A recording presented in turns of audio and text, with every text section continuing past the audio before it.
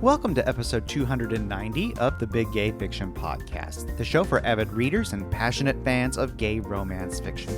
I'm Will Knaus, and with me, as always, is my co-host and husband, Mr. Jeff Adams. Hello, everybody. Welcome back, Rainbow Romance readers. This is the Big Gay Fiction Book Club episode for the month of February, and this month's pick is the contemporary new adult romance, Awkward Love by Riley Hart. Now, before we start our deep dive discussion of this month's book, we'd like to quickly thank the members of our Patreon community. It's because of them that we're able to bring you podcast episodes every single week with interviews from your favorite authors and reviews of some of the best books our genre has to offer. On the Big Gay Fiction Podcast Patreon page, members get early access to the book club episodes and some author interviews, as well as an exclusive monthly bonus episode that can't be heard anywhere else. Patrons help keep this podcast running and fund the transcription of the author interviews, making sure that this show is accessible to all readers and listeners. If you're in a position to help the podcast grow and would like more information, simply head on over to patreon.com/biggayfictionpodcast. So who's ready to talk about a book? Me. Good, because that's what we're going to do. I love this book so much. I say that every single time we sit down to do book club. I know. But Jameson and Will just absolutely did it for me. This may be awkward love, but I was just schmoopily in love with these two characters from the very beginning.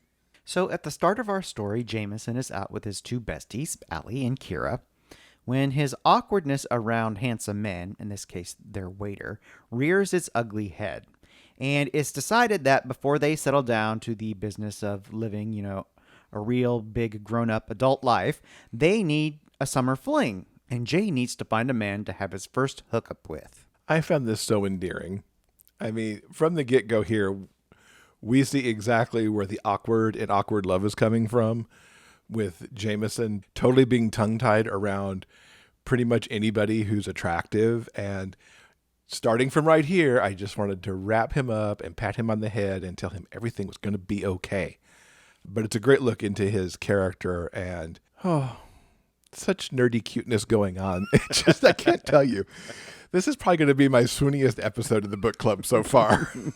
Our other main character, Will, amazing name, by the way. Indeed. As a favor to a friend, he agrees to participate in a fundraising bachelor auction for an Atlanta LGBTQ charity. And by participate, I mean he is one of the bachelors. Is there any other way to really participate in a bachelor auction? I mean, that's meaningful.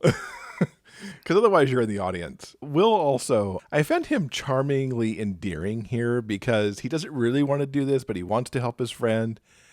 He's got all kinds of just nice guy tendencies kind of mixed up with somebody who also really, at least to this point, tends to only look out for himself. I found him a nice dichotomy. The layers of Will will be peeling back throughout the story to reveal more of his character. Jameson and his gal pals are attending the auction with the purpose of finding someone for him to have a fling with. Will catches his eye, and when he expresses an interest, Kira and Allie make sure that the highest bid is his. I love the fact that these two look so much out for Jameson that they are willing to engage in a bidding war in order to secure him Will, because they've seen how, like, that little flash that Jameson's like, ooh, this guy. They seized right onto that, and they jacked this price up. They didn't blink an eye at spending like $2,000, even though it kind of makes him want to throw up. They've just done that. Yeah, poor Jameson. He's almost apoplectic when he realizes what's actually going on. Poor guy. Yeah, and he can't stop them. It's like, oh! Because they're totally out for his best interests.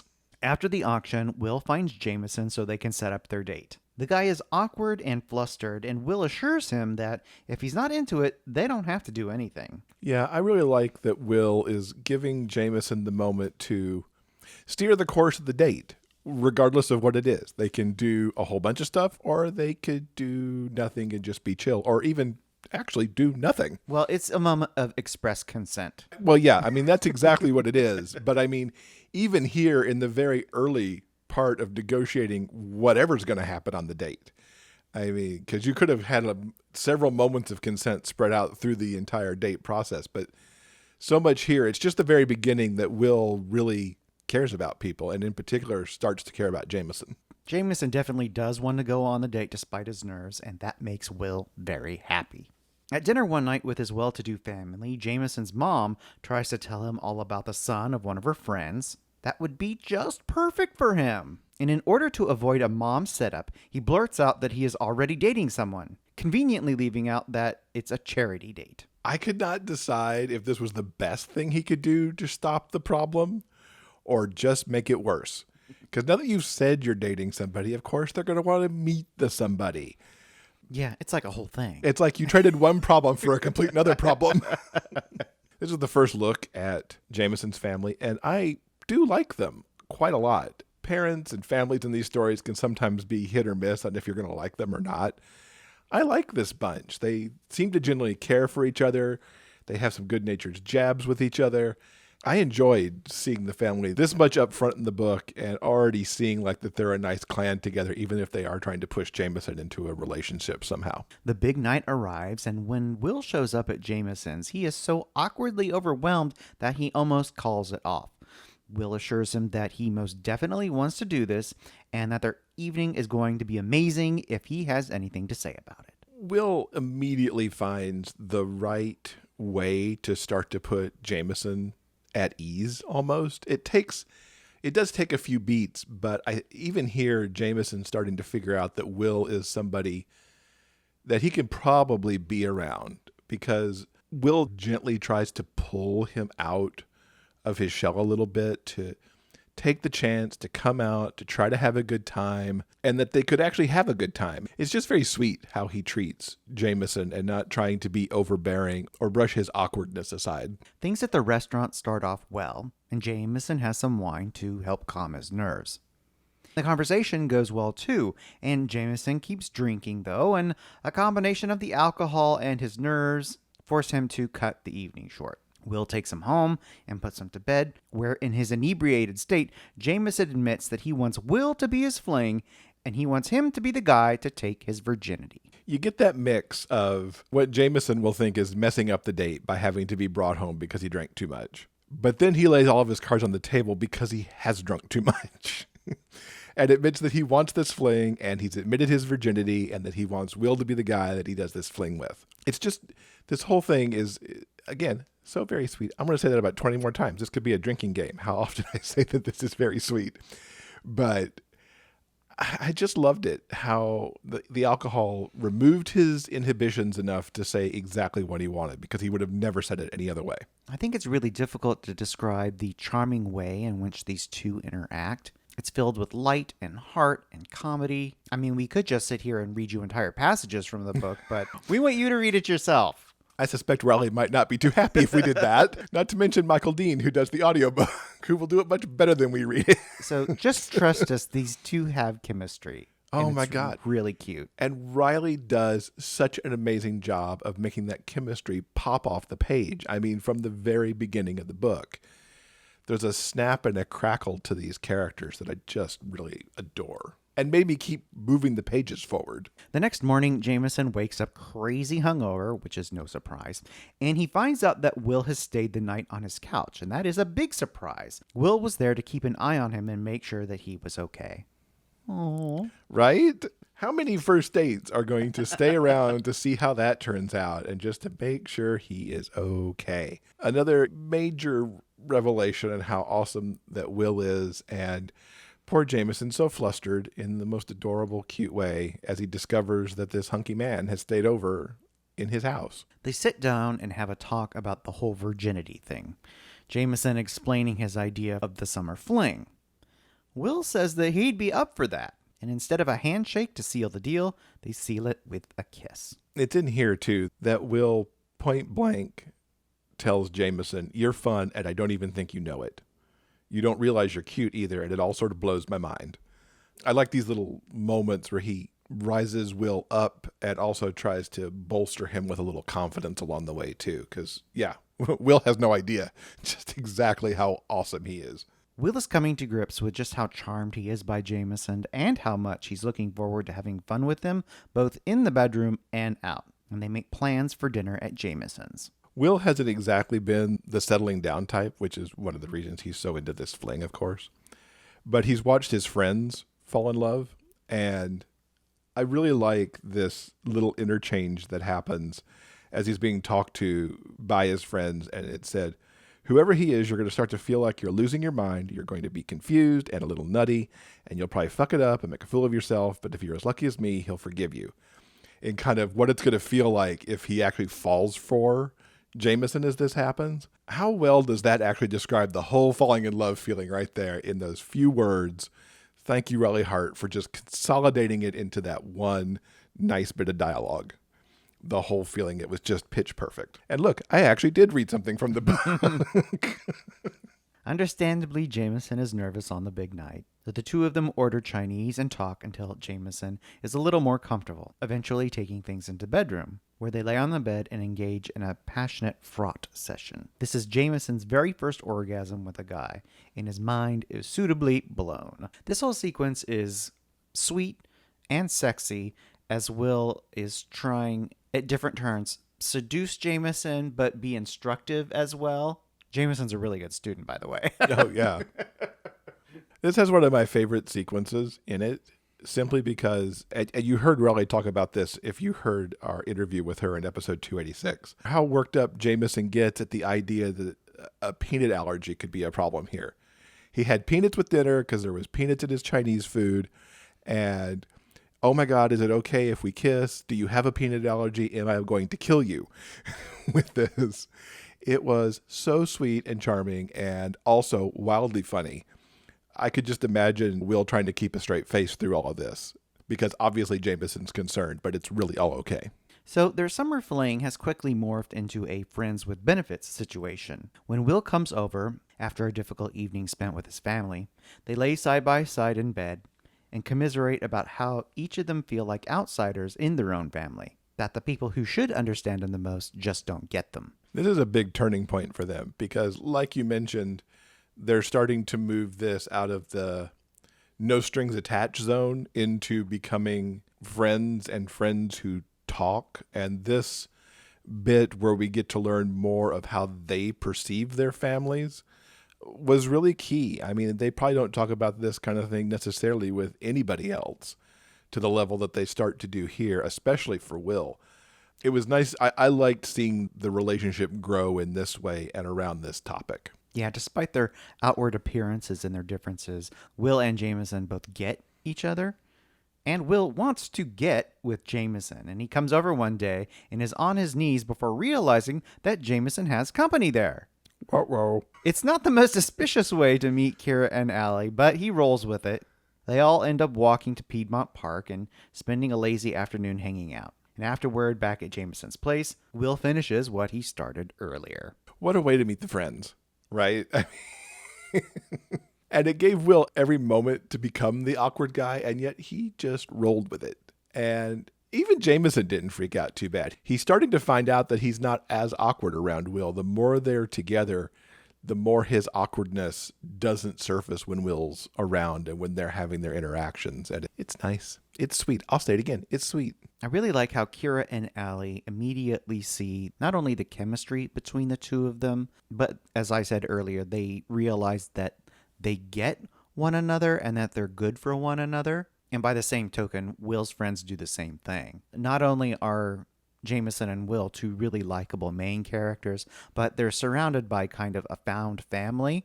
And there's a whole cast of secondary characters that really help hold them up. There's a lot of wonderful interaction and comedy that comes from that as well. Yeah.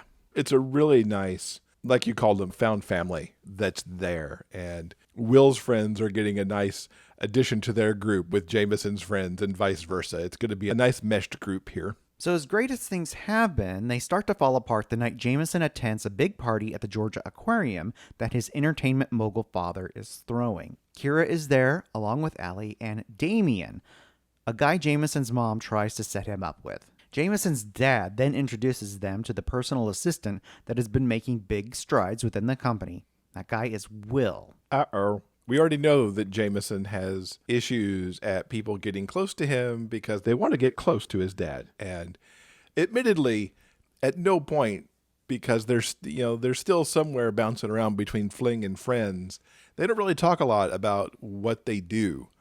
Obviously, it's known that Will has a job, and it's sort of known that Jameson's getting ready to go to grad school, but there's not like a deep down, nitty-gritty talk on what they do and what they want to do. And so, boy, it just blindside both of them to run into each other at the party and for Jameson's dad to make that introduction.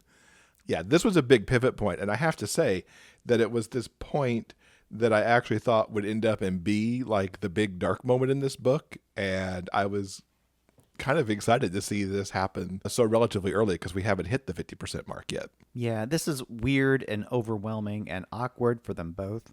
And needless to say, Will never intended to start dating his boss's son. Their fling has gone from fun to crazy complicated in a matter of seconds. Yeah. And not to mention that Damien's hanging around too. It's awkward for both of them that kind of Damien is present and might or, might not be a potential date for Will to have. Jameson leaves the party early and Will goes to his apartment to try and understand what this relationship really means for the two of them. And because of the perceived complications, if this is going to be their last time together, then Jameson is going to make it memorable. He makes it all about Will, gives him one hell of a spectacular blowjob, and it is amazing and wonderful and empowering. Afterward, Will leaves, but doesn't get far as both of them aren't quite ready to give up on whatever is happening between the two of them. I had so many emotions in this scene. For one thing, it was wonderful to see Jameson to be like, I want to do this, I'm going to do this, and then delivered that spectacular blowjob to Will. And then it was kind of heartbreaking too, as they were getting ready to separate. Will even says, thank you for picking me, it was an honor. But I could just imagine that being said in like this kind of devastated, sad sort of way. And it was so sweet when they got back together before they'd even hardly separated. It's like, no, we want this.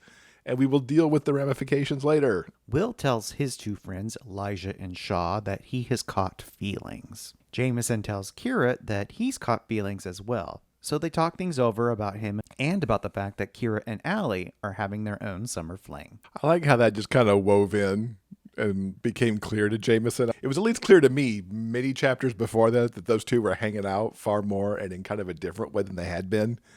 And this news finally catches up to Jameson. So I'm like, yeah, you two go too and have your fling. Yeah, these two back and forth moments with the friend groups are really, really important here and kind of nudge the two on the way towards continuing to go and seeing what can happen between here and summer's end. A group date to watch fireworks on the 4th of July has our two lovebirds acting cute as hell. But if you call what they're doing an actual date, they will vehemently deny it. And they would be wrong to deny it. Yeah, it's pretty obvious. Kira has her birthday at an upscale bar, and as Will watches Jameson interact with their friends, he realizes that he is 100% in love. When everyone heads to the dance floor, Jameson relates a story from his past about why he doesn't like to dance. But here, he wants to dance with Will, proving it is capital L-O-V-E. Cupid's arrow has found both of them. Yeah. And they are hopelessly and forever now linked, because it's not going to let them go easily. Yeah, it's at this point that they just can't take it anymore, and they officially declare themselves boyfriends. And to celebrate, Jameson tops Will. It's hot, and it's silly, and it's sweet and perfect. Yeah, the silliness was just the right thing that encounter needed to make it right for these two. I loved it so much. Sex scenes are good when they move the plot, but I'm not often left with the idea of like, that was the perfect sex moment right there. And this moment between these two was about as perfect as it gets. For Jameson, he actually categorizes this 4th of July evening as like the best night of his life. And some of his interior monologue here, I love so much, and especially this last line that I'll give you. So he says, I couldn't believe how much fun I had. It felt like being part of something in a way I'd never let myself do before. I didn't feel awkward or out of place. I belonged with them. I belonged with Will. No, don't think that. I couldn't stop that thought, though. It was a piece of me sewn into me now in a way that Will would always be. Like, dude, just like, aw. Big time feels. Big time feels. It is a fling no more. In the short time Will has worked for Jameson's dad, he's become a valued and trusted part of the company. And one afternoon, he asked Will to come have dinner with the family. And when he tells Jameson the situation, a decision needs to be made.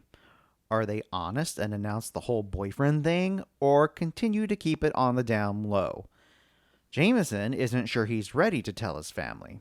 So it looks like Will is going to be spending the evening with Jameson's family as his secret boyfriend. And you know that never works out well. People who are now as tied together as these two are give off an energy all of their own. Nobody's bothered to tell them that, though. The family dinner is filled with emotional ups and downs. Poor Jameson is a wreck because he's not very good at hiding things. And the meal goes well enough. Jameson's dad has a heart-to-heart with him, letting him know how much he is loved and appreciated. Plus, over the course of the evening, Will is somehow invited on the family vacation, which happens to coincide with Will's birthday. Yeah, because if dinner with the family's not bad enough, going to the beach house will be all the more awkward. One of the things that I really like about this particular chapter and the dinner overall really all the more sets up all the family dynamics that are in play here.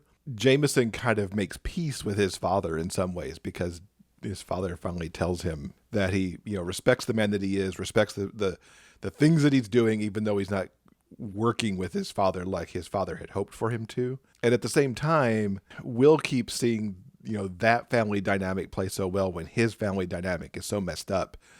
And Leon really taking the opportunity to essentially welcome Will into the family, although not as his son's boyfriend, but at least as trusted work colleague and somebody who is integral to his life. And how Will kind of sees that as kind of a father figure / mentor thing. I really like how Riley wove this scene together with all of these different dynamics and made it work so well. Afterwards, they go back to Jameson's place, and after a spectacular round of sex, they decide, as complicated as the situation might be, it'll be best if they come out about the relationship. And the vacation at the family beach house will be the perfect time to do so. I like that they keep making good decisions. They don't ever try to go backwards. Everything that they do, as difficult as it may be, they keep pushing forward. They didn't opt out of the family dinner. They're not opting out of the vacation. They just keep pushing forward. I think, they're in love. They know it's really the only option here, as difficult as it may be. Jameson and Will drive to the beach house together. And the first day is a perfect mix of sun and sand and family. Though Charisse, Jameson's sister, figures them out right away. And it's not much later that Mom and Dad also tell them that they've figured it out too. Jameson and Will are pretty crap at keeping secrets and are so in love that everyone around can see it. I really liked Jameson's mom here chastising the father for being like, I thought we were going to let them come to us with this. It was a perfect coming out moment for this couple. On top of the actual coming out moment, everything that happened after it, all the interactions that went down with the family, with both Jameson and Will, it doesn't get much more supportive than that. And it was really wonderful to see how all that played out in the book. As wonderful as things go with Jameson's family, the exact opposite happens when they go to Will's for a family birthday dinner. The meal goes poorly, and Will's brothers are as crappy as always.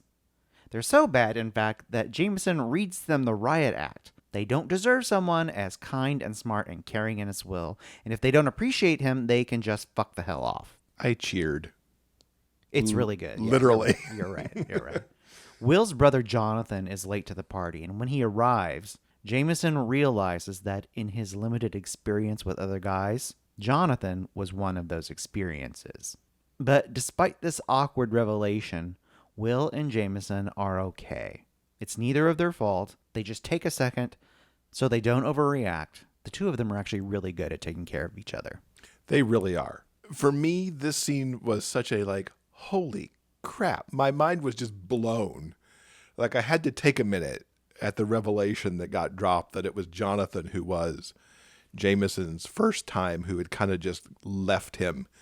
And I'm like, wow, I liked the twist. I like the very much a surprise, because there'd been a couple other things, one of which that I mentioned in here that is where my mind always saw the dark moment, and then you got a dark moment that came up out of nowhere, and I really liked that surprise moment behind it. But even more than what the revelation was, how these two handled it, not really blowing up about it. They were upset about it, of course, but it was handled like adults. Let's talk about this. This was nobody's fault. Yes, it's a little awkward that it's my brother, but what happened. And the more important thing to have here is now the discussion about why Jonathan was in the closet for so long and why he felt he needed to take these actions to stay hid. Yeah. Will goes to his brother's house and sits down with Jonathan to kind of talk this out and like what exactly is his deal. Jonathan is gay, but being the oldest and with the pressure of the toxic masculinity from their father meant that he could never be his true self. It's something that he's been working on, though, and he apologizes for the way that he's treated Will all those years.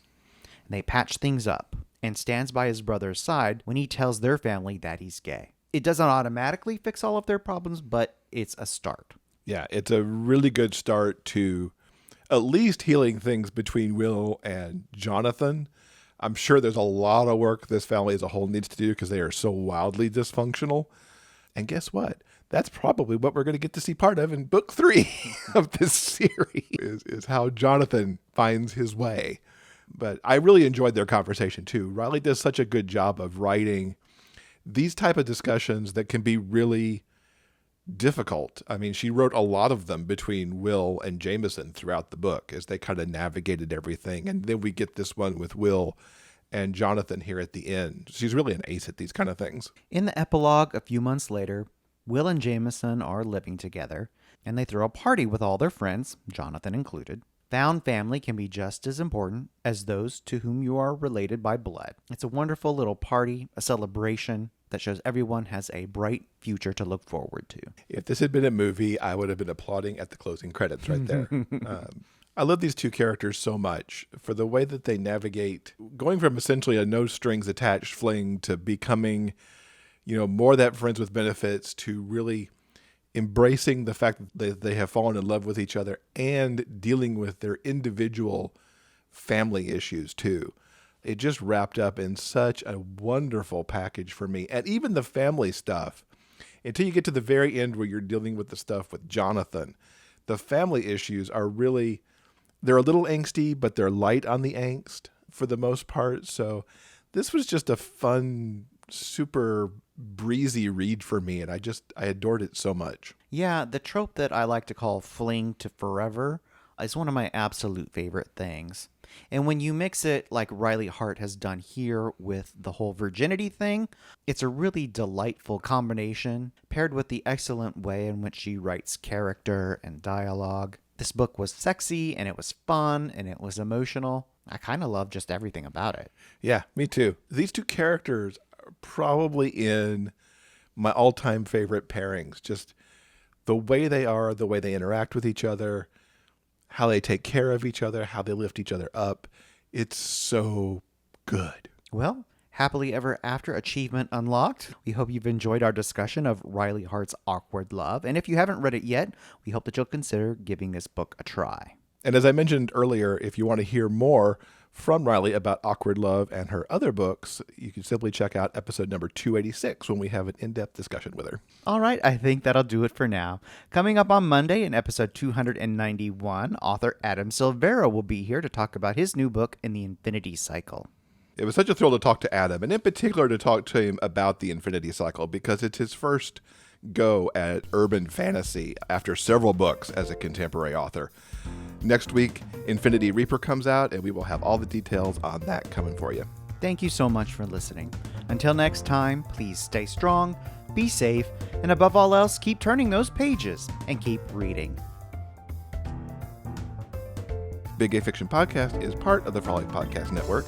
You can find more shows you'll love at frolic.media/podcasts. Our original theme music is composed by Daryl Banner.